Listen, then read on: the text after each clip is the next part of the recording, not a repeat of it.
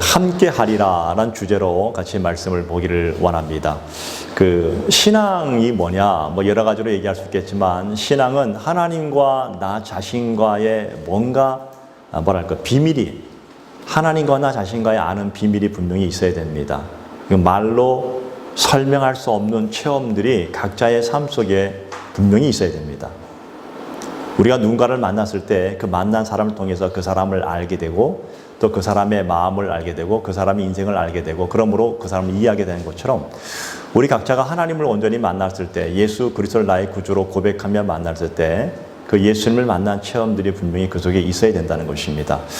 어떤 교수님의 간증인데요. 이 교수님이 대학에서 강의를 하는 분인데, 한 동료 교수가 자기에게 계속 교회를 한번 나가보라고 계속 권했던 것 같아요. 보니까 한 1년 가까이 계속 교회 나가라니까 교수님 얼굴만 봐도 잠깐 피해되는 그런 과정이었던 거예요. 어느 날 한 번만 소원이니까 한 번만 교회를 한번 나가보라고 다시 얘기했는데, 그날따라 그 동료 교수의 말을 듣고 그분이 처음으로 교회를 나갔나 봐요.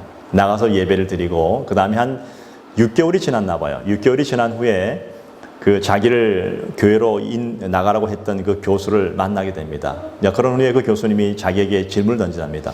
자, 교회를 나가보니까 어떠냐라고 이렇게 질문을 던지게 되었을 때에 이분이 이런 얘기를 했답니다. 교수님 얘기 듣고 교회를 처음 나갔는데 사실 뭐가 뭔지 전혀 모르겠더라. 그러나 그냥 가라고 하니까 갔는데, 시간이 지나다 보니까 어느 순간 교회가 뭔지 또 성경이 뭔지를 조금은 좀 알게 되더라. 그런데 어느 돈 조금 다니다 보니까 갑자기 돈을 내라고 하더라. 여러분 돈이 뭔지 아시죠? 헌금하라는 거예요. 헌금을 하라 하더라. 또 조금 지나다 보니까 무보수로 봉사하라 하더라.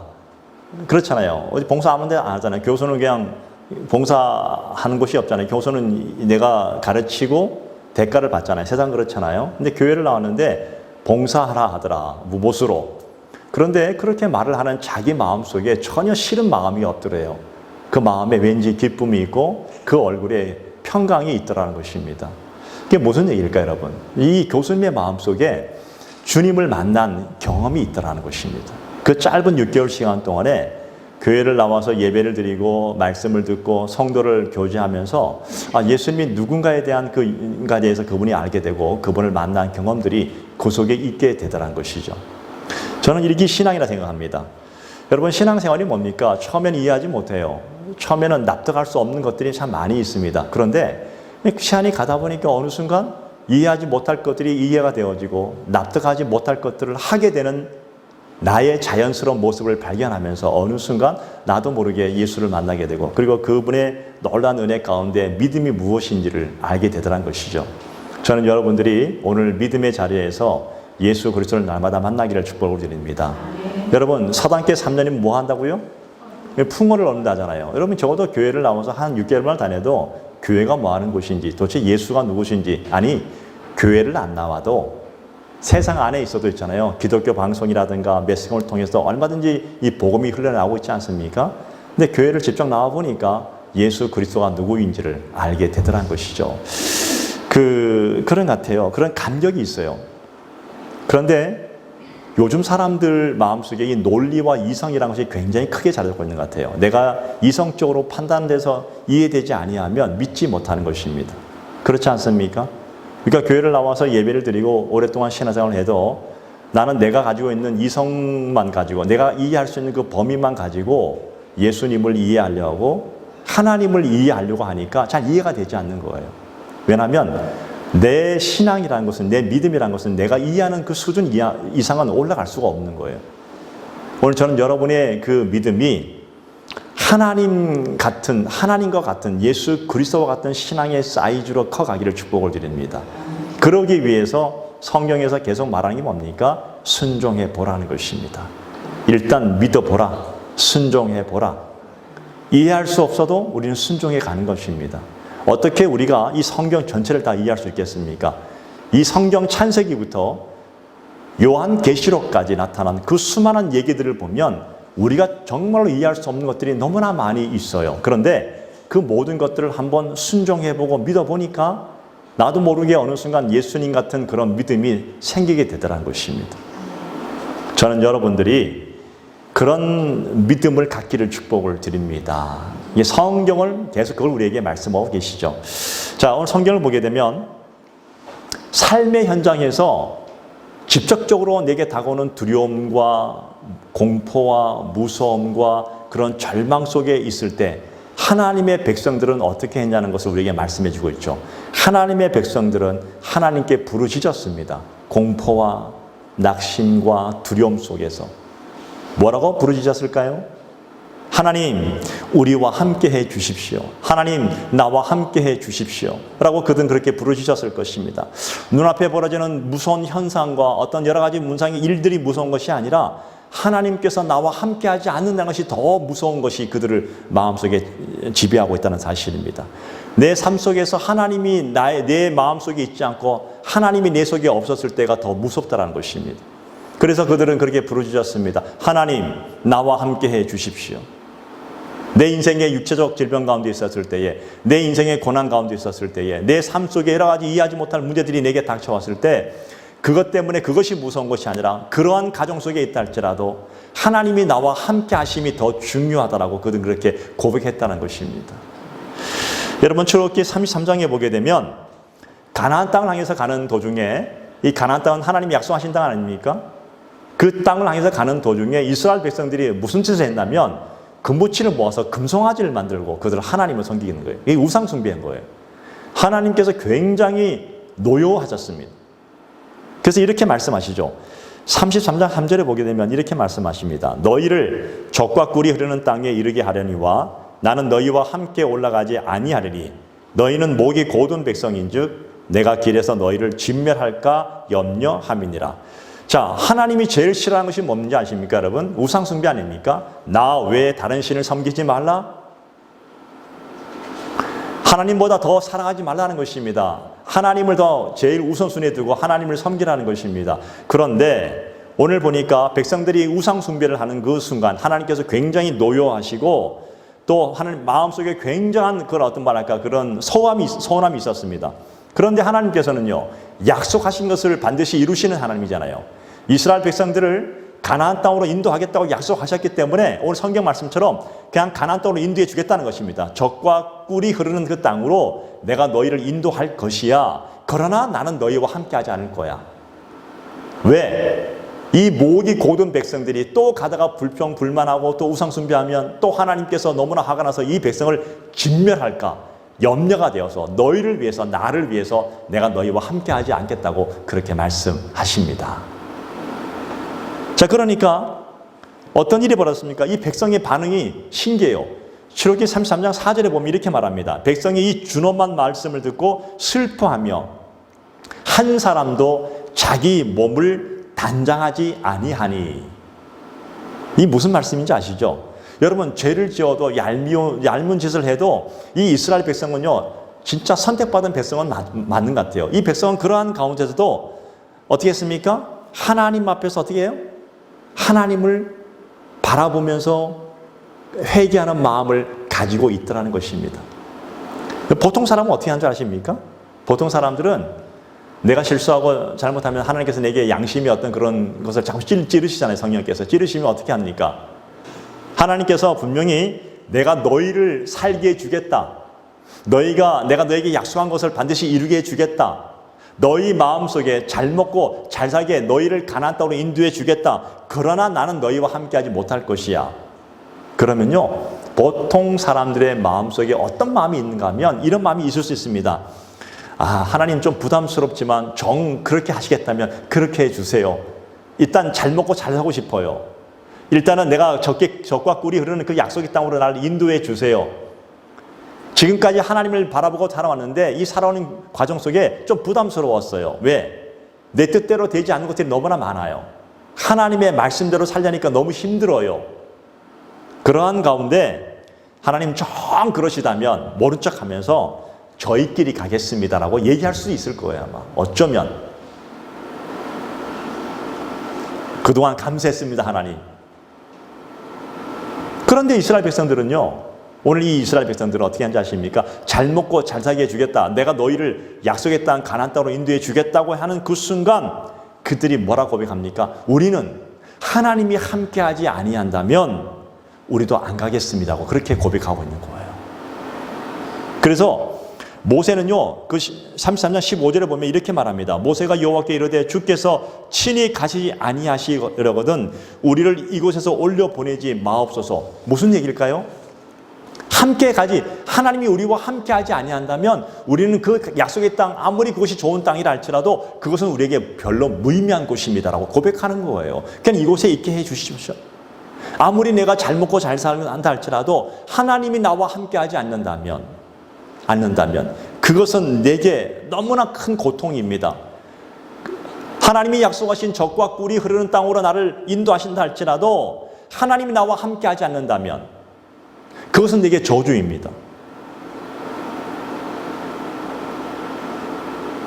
우리는 하나님이 나와 함께 하신다는 그런 반드시 보증이 있은 후에야 나는 그때부터 나는 하나님이 내게 있음을 알고 그것이 내게 복인 줄 알겠습니다.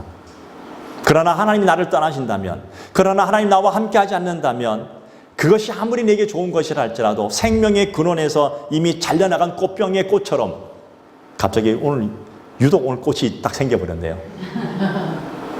우리 권사님이 미정원에 가서 얘기했다니까 미정원 주인이 주셨다고 하는데 감사한데 여러분 이게 살아있습니까? 죽었습니까?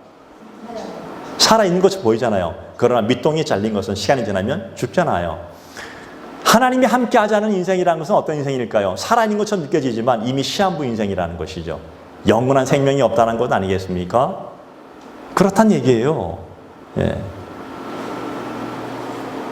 아무리 좌우를 훑어보아도, 아무리 위를 보아도, 밑을 보아도 내 인생에 무서운 현상이 일어난다 할지라도, 내 삶을 당장 무너뜨릴 것 같은 거대한 적들이 내게 다가온다 할지라도 하나님이 나와 함께 하신다면 그 모든 것들은 일거에다 쳐부시는 승리의 하나님이신 줄 분명히 믿었다는 거예요. 저는 그것이 여러분의 고백이 되기를 바랍니다. 하나님께서 오늘 그렇게 우리에게 말씀하시는 거예요. 그래서 하나님께서 우리에게 뭘 말씀하셨습니까? 약속하신 성경의 말씀이 얼마나 많이 있는 줄 아십니까? 이사야 41장 10절에 보면 두려워하지 말라 내가 너와 함께함이니라 놀라지 말라 나는 내 하나님이 됨이니라. 여러분 43장 1절 2절에 보면 너는 두려워하지 말라 내가 너를 구속하였고 너를 지명하여 불렀나니 너는 누구 것이에요? 내 것이라. 내가 물 가운데로 지날 때도 침몰하지 않을 것이고 내가 불 가운데 지날 때도 타지 않을 것이고. 세상에서는요 물을 무서워하고 불을 무서워하고 세상의 대적을 무서워한다 할지라도 그러나 그 어떤 것이라 할지라도 하나님이 함께 하신다면 그 어떤 것도 무섭지가 않습니다라고 고백하는 겁니다. 그것이 하나님의 약속 아니었습니까? 여러분 여호수아를 보십시오. 여호수아가 모세의 뒤를 이어서 이스라엘의 지도자가 되었습니다. 이제 가나안 땅을 코앞에 두고 있습니다. 그런데 그가 두려워 떨고 있었을 때에 하나님께서 여호수아에게 분명히 말씀하지 않았습니까? 여호수아 1장 5절에 보면 너의 평생에 너를 능히 당할 자가 없으리니 내가 모세와 함께 있던 것 같이 너와 함께 있을 것이라. 내가 너를 떠나지 아니하며 너를 버리지 아니할 것이라. 나에게 적용해 볼까요? 오늘 이 세상을 바라보면서 우리는 세상에 여러 가지 아침에 눈을 뜨고 하루를 살아갈 때 염려와 두려움이 있습니다. 내 직장과 내 사업에 또 내 인생에 여러 가지 것들이 닥쳐옵니다. 그때 하나님께서 하시는 말씀이 이거예요. 내가 너와 함께하고 너를 지명하여 불렀다고 말하고 있습니다. 그리고 내가 너를 버리지 아니할 것이라 말씀하십니다. 오늘 그 옛날 모세와 함께 했던 것처럼 오늘 여러분과 함께 하시는 하나님이신 줄 믿으시기 바랍니다. 여러분 여호수아 1장 9절에 보면 그렇게 또 말씀하십니다. 내가 네게 명한 것이 아니냐? 마음을 강하게 하고 담대히 하라. 두려워 말며 놀라지 말라. 내가 어디로 가든지 내 하나님 나 여호와가 너와 함께 하느니라. 할렐루야. 저는 이 말씀이 너무나 마음에 확 와닿아요. 내 삶의 여러 가지 인생 속에 너무나 외롭고 고독하고 다양한 문제들이 내게 닥쳐옵니다. 인생에 고민이 옵니다. 두려움이 있습니다. 고난이 옵니다. 그럴 때 나는 나 혼자라고 생각할 때가 너무나 많이 있지 않습니까? 수많은 사람이 내 옆에 있다 할지라도 수많은 사람이 나를 둘러싼다 할지라도 그 위급한 고난과 환난과 절망 가운데 있을 때 사람은 누구나 나 혼자 있는 것처럼 느껴질 때가 분명히 있을 수 있습니다. 그런데 그 순간이라 할지라도 하나님께 부르짖고 하나님을 바라보는 순간 하나님께서 응답하시는데 뭐라 말씀하십니까? 내가 너와 함께 할 것이라. 할렐루야. 여러분 걱정하지 마십시오. 오늘 하나님은 여러분과 함께 하십니다. 여러분을 구원하신 하나님이 여러분의 인생을 책임지신다고 분명히 성경에서 약속해 주셨습니다. 저는 이 말씀이 너무나 감사해요. 하나님은 약속하신 것을 절대로 어기시는 분이 아니십니다.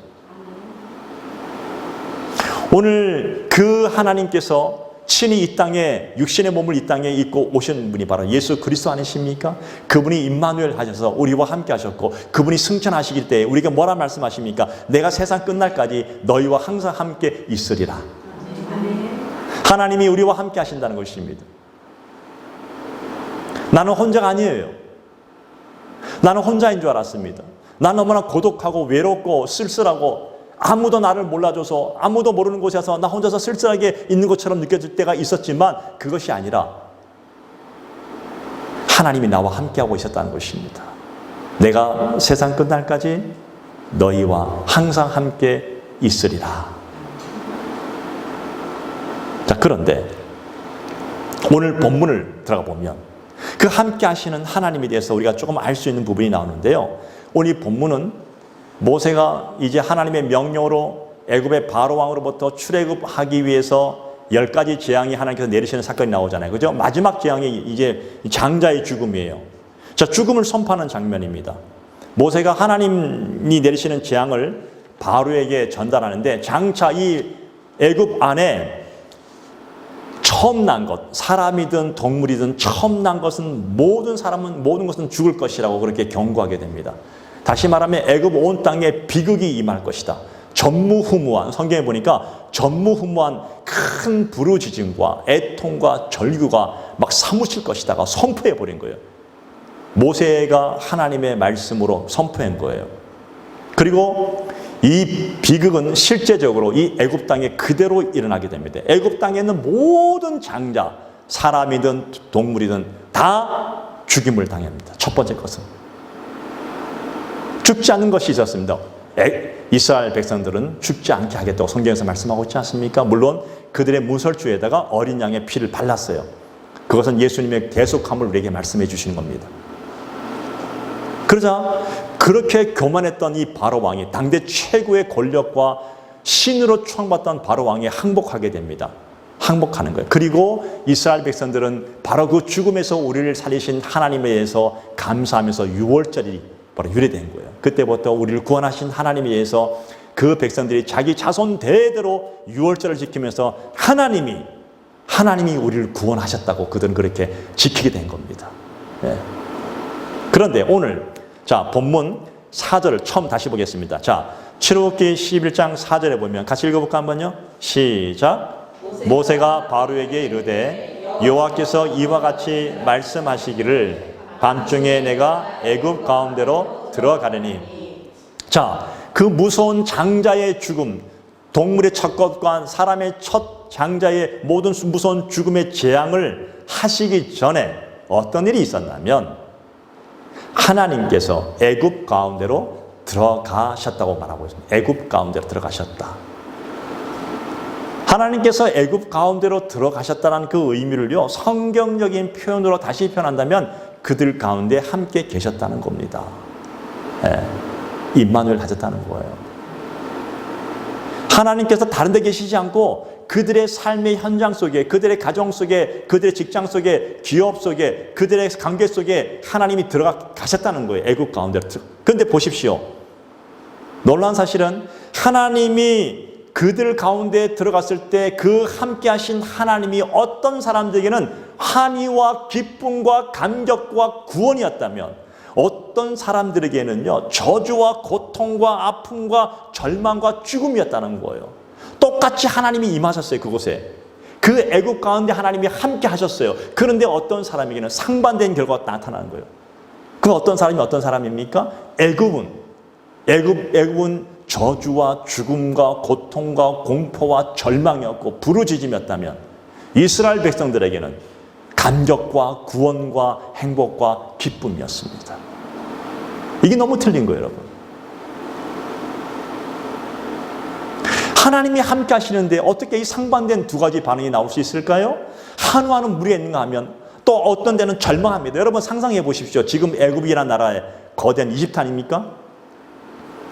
거대한 피라미드를 세우는 당대 최고의 국가에 그 국가 안에 두 종류의 사람이 지금 막 나타납니다. 한 종류는 집집마다 애곡하는 소리 나고 고통스러운 소리 나고 막 절망 가운데 있는가 하면 어떤 가정들에는요 환희와 기쁨과 감격, 옛날로 우리 말하면 대한독립 만세 아닙니까? 애굽의 사람들은 그런 고통이었다면 이스라엘 백성들에게는 대한독립 만세, 제가 좀 표현 이상했지만 만세였어요. 하나님 만세였습니다. 하나님 영광입니다. 하나님 찬양입니다. 하나님 구원하신 은혜를 감사합니다. 똑같이 함께 했지만 전혀 다르게 나타났다는 것입니다. 네. 저는 오늘 여러분들에게 질문하기를 원합니다. 지금 하나님이 여러분과 함께 하심을 믿습니까? 네. 그러면 하나님이 여러분에게 기쁨과 감격과 축복입니까? 아니면 혹시 여러분의 고통과 두려움과 부담스러운 것입니까? 어떤 것일까요? 아마 당연히 여러분들은 답을 이미 정했을 것입니다. 여러분과 함께 하시는 하나님은 여러분의 구원과 감격과 만세일 것입니다. 하나님 영광일 것입니다. 하나님 찬양일 것입니다. 그 하나님이 우리의 생명을 주장하신 분이라고 고백할 것입니다. 그분이 바로 우리의 아버지십니다. 그런데요, 너무 고통스러울 때가 있지 않습니까? 살다 보면 너무 고통스러울 때 있지 않습니까? 예수 믿어도 고통스러워요. 옛날 제가 처음 교회를 나왔을 때요, 예수 믿으면 축복받고, 예수 믿으면 부자 되고, 그런 얘기 들었을 땐 저는 어릴 때요, 너무 좋았어요. 왜? 못 살던 시대였잖아요. 잘 못 먹는 시대였잖아요. 그런데 교회만 나오면요, 초코파이 주고, 제가 처음 초등학교 6학년 때 처음 교회를 갔을 때 초코파이 줬어요. 그래서 전 처음 먹어봤어요, 초코파이를 태어나서. 바나나 처음 먹어봤어요. 전혀 다른 얘기하고 있잖아요, 저랑요. 다른 생각하고 있잖아요. 저는 그랬어요. 근데 교회라는 곳에 가면요, 이런 걸 주는가 보다 해가지고 복음을 전하는데 교회 예수 믿으면 너희 인생이 핀다는 거예요. 물론 어릴 때 그 말도 반은 틀리지만 맞는 얘기지만 내가 그런 마음으로 예수를 믿고 나왔는데 근데 어느 순간부터 예수 믿으면 잘 된다는 얘기를 들었는데 예수 믿으면 고통스러울 때가 분명히 있더라는 것입니다. 그렇지 않습니까, 여러분? 예수 믿어도 고민이 생기고 예수 믿어도 내 인생에 여러 가지 환난이 오고 고난이 옵니다. 직장생활 잘 해야 되는데 직장이 잘 안 풀릴 때가 있잖아요. 사업이 그럴 때가 있잖아요. 그럴 때가 있다는 겁니다. 예수 믿어도 똑같은 고통과 고난이 동일하게 오더라는 것입니다. 굉장히 부담스러워요. 근데 그때가 언제라는 것입니까? 내가 예수 잘 믿고 살아가도 주님 나와 함께 하신다 할지라도 굉장히 하나님이 부담스러울 때가 있지 않습니까? 그때가 언제인 줄 아십니까, 여러분? 성경을 아무리 봐도 하나님의 법도에서 벗어날 때더라고요, 보니까요. 이게 정답이더라고요. 하나님의 말씀에 내가 살아가야 되는데 불순종하면 내 마음속에 자꾸 부담이 와요. 자꾸 고통스러워요. 예. 분명히 구원은 받았는데 마음속에 그런 마음이 오더라는 것입니다. 때로는 어쩌면 별로 좋지 않는 장소에 내가 갔을 때 내 마음에 큰 갈등이 오지 않습니까? 내가 있어야 될 장소가 아닌데도 불구하고 장소에 내가 있었을 때 성령께서 내 마음에 자꾸만 찔림을 주십니다. 넌 이것이 너가 있을 장소가 아니야. 그러나 하나님이 그곳에 이스라엘 이유는 딱 한 가지가 있어요. 복음 전도하라고. 아무도 모르는 곳에 아무도 모르겠지 않고 혼자서 다른 나쁜 짓을 하고 있을 때 그때 내가 하나님을 믿는 사람이라면 그 마음이 얼마나 큰 고통이 오겠어요. 찔림이 오겠어요. 성령께서 무지무지한 찔림을 주지 않겠습니까? 그래서 하나님이 함께 하심이 굉장히 고통스럽고 때로는 갈등이 되어지고 엄청난 부담으로 내게 올 때가 분명히 있습니다. 그러면 방법이 하나밖에 없습니다. 빨리 그 자리를 벗어나는 것입니다. 내가 거룩하니 너희도 거룩하라. 하나님은 오늘 우리가 거룩하기를 원하십니다. 우리가 거룩한 자리에 있기를 원하십니다. 물론 예외는 하나 있어요. 어떤 곳이든 그런 곳이든 가더라도 그곳이 너의 곳이라면 그곳에서 복음을 전하라는 그 사명 외에는 내가 내 의지로 간 곳이라면 벗어나라는 것입니다. 마음이 불편하고 마음이 편치 않고 내 마음에 괴로움이 있다면 빨리 벗어나라는 것. 사인이 하나님의 사인 아니겠습니까? 그것은 하나님의 백성이 있을 곳이 아니야. 그것은 하나님의 자녀가 있을 곳이 아니야. 그래서 우리 어머님 아버님들은요, 어린아이를 어릴 때부터 자랄 때부터 계속 묻는 게 뭐야? 친구가 누구냐? 그 친구 뭐 하는 집이야? 그 친구 공부 잘해? 왜 그럴까요? 공부 잘한 친구를 사귀어야지만 얘도 공부 잘할 수 있으니까. 근데 불량한 친구 사귀면 어떻게 한다고요? 불행하게 되니까 못 살게 하는 거예요. 하나님도 동일한 마음 아니겠습니까? 우리에게. 우리 하나님의 자녀인 우리가 하나님이 자녀가 있어야 될 자리에 있지 않고 엉뚱한 곳에 있다면 하나님이 우리에게 얼마나 마음 부담을 주시겠어요? 그렇지 않겠어요, 여러분? 전 여러분 모두가 하나님이 함께 하심이 기쁘고 즐거운 자리에서 그 삶에서 하나님께 나아갈 수 있는 복된 자녀 되기를 축복을 드립니다. 예. 에베소서 4장 30절에 보게 되면 하나님의 성령을 근심하게 하지 말라. 그 안에서 너희가 구원의 날까지 인치심을 받았느니라. 우리 각자는 서로서로 삶의 현장을 잘 몰라요. 저도 여러분의 인생을 다 모르잖아요, 사실은요. 여러분이 매일매일 무엇하고 사는지 내가 어떻게 다 보겠어요? 그렇죠? 우리 서로서로 몰라요. 그런데 우리 안에 계신 하나님은 우리의 모든 인생을 다 보고 계시잖아요. 좀 아까 어떤 분이 기도한 것처럼 불꽃 같은 눈동자로 우리 보고 계시잖아요. 보고 계시잖아요. 영 우리가 아파하든지 우리가 잘 나가든지 무엇을 하든 간에 하나님은 항상 우리를 함께 하시고 보고 계십니다. 예. 그런데 하나님이 우리와 함께 하시는데 하나님께서 영 그 마음에 불편한 마음을 주신다면 우리에게 그것이 아무리 잘 나가는 곳이라 할지라도 아무리 명예와 부와 권력이 있다 할지라도 그것은 성도가 있을 곳이 못 되다는 것입니다. 하나님이 우리에게 평강을 주셔야 된다는 거예요. 예.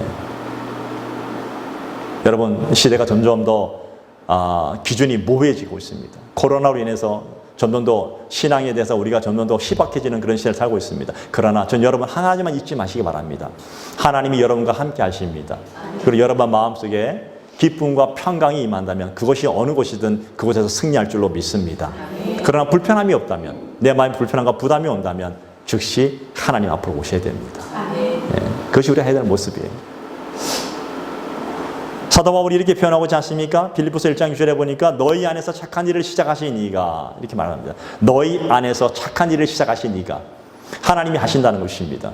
빌립보서 2장 13절에 보게 되면 너희 안에서 행하신 이는 하나님이시니 자기의 기쁘신 뜻을 위하여 너희에게 소원을 두고 행하게 하시나니 하나님께서 오늘 우리 각자의 마음속에 하나님의 기쁨을 위해서 우리 안에 소원을 두고 행하게 하신다고 약속해 주셨습니다. 그건 하나님이 하시는 거예요. 내 안에서 착한 일을 시작하신 하나님, 그분은 나의 하나님이시고 그분은 나의 아버지이십니다. 그 아버지 하나님께서 우리 안에 선한 충동과 선한 거룩한 충동과 신령한 소망을 주시고 신령한 은혜를 주셔서 우리가 이 땅에 사는 동안 거룩하고 신령하고 그리고 하나님 안에서 정말로 아름다운 인생을 살아가기를 원하십니다. 그분이 하나님이 우리에게 꿈꾸시는 것들이에요. 그 모든 것들을 누구에게로? 예수 그리스도의 복음을 전하는 곳으로 계속 우리를 인도하고 계시다는 것입니다. 어떤 경우에는요, 이런 경우도 있지 않습니까? 어떤 경우는 나와 함께 하신다는 그 주님과 함께 가야 되는데 왠지 평행선을 같이 걸어가는 듯한 그런 느낌이 있을 수 있습니다. 마치 척일처럼 영원히 하나가 되지 못하는 척일처럼 쭉 가는.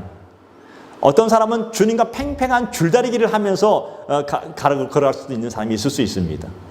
주님은 주님의 길이고 나는 나의 길이고 그렇게 가까워지지도 또 그렇게 멀어지지도 않는 적당한 거리에서 선을 두고 평행을 두고 걸어가고 있진 않은지. 예. 주님이 나와 함께 하신다는 것을 분명히 나는 믿음으로 고백하지만 또 주님이 그리워지는 것도 분명히 알고는 있지만 끝없이 그냥 평행의 선을 걸어가고 있습니다. 그럴 수 있다는 겁니다. 그러나 우리가 잊지 말아야 될 것이 있습니다. 그게 뭔가 하면 임마누엘 하나님, 그분이 나를 찾아오셨다는 거예요. 오늘 하나님이 여러분 개인을 찾아오셨습니다. 나는 가지 못했는데 주님이 찾아오신 거예요. 내 속에 찾아오셨습니다. 그래서 그분이 내가 하나님을 잊어버리고 바쁘게 살아가고 내가 정말 내 힘들게 너무 힘들어서 내 삶의 그 현장에서만 눈을 두고 거기만 두고 신경 쓰고 에너지를 낭비하고 살아가는 그 순간 어느 순간 나도 하나님을 잊어버릴 때가 있는 그 순간 하나님이 직접 내게 또 찾아오셔서 내게 말씀해 주십니다. 정신 차려. 나 너와 함께하고 있잖아. 너 힘내. 그분이 임마누엘이십니다. 그분이 나와 함께 하신다는 것이 복이고 축복인 줄 믿습니다. 여러분이 이번 한 주 동안 살아가실 때 혹시 여러분이 살다 보면 하나님 잊어버릴 수 있습니다. 너무 내 삶의 현실에서 너무 내가 집중하다 보면 때로는 하나님 잊어버리고 살 때가 있지 않습니까? 내가 지금 뭐하고 살지? 근데 여러분 잊지 마십시오. 바로 그 현장에 하나님이 함께 하십니다. 여러분이 하나님이 잊어버린다 할지라도 하나님은 여러분을 잊어버리지 않아요. 그까지 함께 하시는 하나님이십니다. 바로 그 하나님께서 우리와 함께 하시는데, 그런데 나는 늘 하나님이 나와 함께 하시고 예수님이 나와 함께 한다는 것이 늘 부담스러워서 적당한 거리를 두고 살아가고 있지 않는지를 돌아보자는 것입니다. 전 여러분들이 늘 하나님과 함께 하기를 축복을 드립니다. 적당한 거리 두지 않기를 바랍니다. 너무 적당한 거리는요, 이게 있는 듯 하면서 없는 듯 하고, 이게 사람 애간장이에요. 하나님 그러지 않습니까? 사람과 사람이 만난 데도 있잖아요. 그런 게 있더라고요. 사람과 사람이 만났을 때, 만났을 때도 서로가 마음을 나누게 되면 하나가 됐다는 마음이 있잖아요. 그런데 적당한 거리를 두는 게 좋다 하는데, 너무 적당하면요, 사람이 정념이가 없어요. 적당하면요, 그 이상은 못 나가더라고요, 보니까. 예. 때로는 깊은 고독을 나누고, 때로는 깊은 마음을 나누고, 삶을 나누기도 하고, 또 그냥 걸어가다가 같이 하나됨을 경험하게 되는데, 너무 부담스러워서, 하나님 너무 부담스러우니까 적당히 좀 다가와 주세요. 얘기하고, 주님의 길을 걸어가세요. 나도 이렇게 따라갈게요. 라고 한다면, 왜 하나님께서 내 마음속에 얼마나 갈등을 주실까요? 예. 저는 여러분들이, 우리 하나님은 사람은 믿지 못해도 하나님은 믿으셔도 됩니다. 할렐루야. 하나님의 손을 꼭 붙잡으시고 걸어가 보십시오. 예. 여러분의 인생 속에 개입하시고 역사하시는 하나님을 느끼게 될 줄로 믿습니다. 엘리야가 지쳐서 쓰러져가지고 정말 힘이 0.001%도 없는 그 엘리야, 로덴나무 밑에서 완전히 축 처져 있는 그 엘리야, 하나님께서 그 엘리야를 먹이셨습니다. 그리고 엘리야가 그로부터 일어나서 다시 40일 동안 걸어갑니다. 신의 산에서 걸어갑니다. 근데 놀라운 사실은 하나님이 자기와 함께 있다는 사실을 인식하는 그 순간부터 그가 그 40일 동안 걸어갈 때 뛰어가도 걸어가도 피곤하지 않고 곤비하지 않고 걸어가더란 것입니다. 바로 그거예요. 인생의 비밀이 뭐가 있을까요? 내 인생에 내 혼자 있는 것이 아니라 내가 아무리 힘들고 어려워도 하나님 나와 함께 하심을 내가 인식하는 순간부터 내가 어떤 곳에 있다 할지라도 모든 힘이 다 소진된다 할지라도 하나님이 나와 함께 하심을 내가 인식하는 그 순간부터 여러분은 피곤하지 않을 것입니다. 곤비하지 않을 것입니다. 뛰어가도 걸어가도 여러분은 지치지 않을 것입니다. 그분이 바로 우리의 전능하신 아버지 하나님이십니다. 그 아버지의 사랑을 예수 그리스도의 삶을 통해서 우리에게 녹여주셨습니다. 오늘 저와 여러분들이 예수 그리스도의 삶을 살아가는 복된 인생인 줄 믿습니다. 예수님과 평행선이 아니라 주님과 함께 손을 잡으시고 거룩하게 한번 동행해 보시기를 바랍니다. 할렐루야. 어떤 분이요? 그런 얘기를 했습니다. 집사님이 오래전에 제가 사역할 때 어떤 집사님이 제가 그 주에 어떤 설교를 했냐면 베드로의 용서에 대한 설교를 했습니다. 70번에 7번에 용서하라. 근데 그분이 그 마음속에 그 얘기가 하나님의 음성으로 들렸나 봐요. 그리고 그 다음 주에 저를 찾아왔어요. 이렇게 얘기합니다. 목사님 그 설교를 듣고 용서하라는 그 음성이 하나님의 음성을 듣는 순간 제가 가서 그 사람을 예수님의 이름으로 용서했습니다. 그분의 마음속에 그분은 원수였나 봐, 완전히. 예. 저는 그것이 신앙이라고 생각합니다. 그게 믿음이라고 생각합니다. 믿음은 실천하는 거예요. 용서하라니까 진짜 용서해버리고 깨끗하게 잊어버리는 거예요. 예. 그런데 그런 설교를 들었을 때에 들었을 때는 이해가 되는데 내 삶으로 실천하지 못한다면 여전히 나는 예수님과 평행선을 걷고 있지 않겠냐는 것입니다. 전 여러분들이 말씀을 들을 때 말씀으로 그분과 함께 순종하며 그 길을 걸어가 보시기를 바랍니다. 그러면 여러분의 인생 속에 기쁨과 평강이 넘치게 될 줄로 믿습니다. 하나님이 주시는 평강이 여러분의 인생을 지배할 줄로 믿습니다. 그때부터 피곤하지 않아요. 그때부터 비교되던 모든 사람들이 부럽지가 않아요. 왜? 나는 하나님이 계시니까. 그 하나님이, 따라합시다. 그 하나님이 내 아버지이시다. 그러니까 여러분의 아버지이십니다. 그 아버지가 여러분을 책임질 줄로 믿습니다. 기도하겠습니다. 하나님 감사합니다.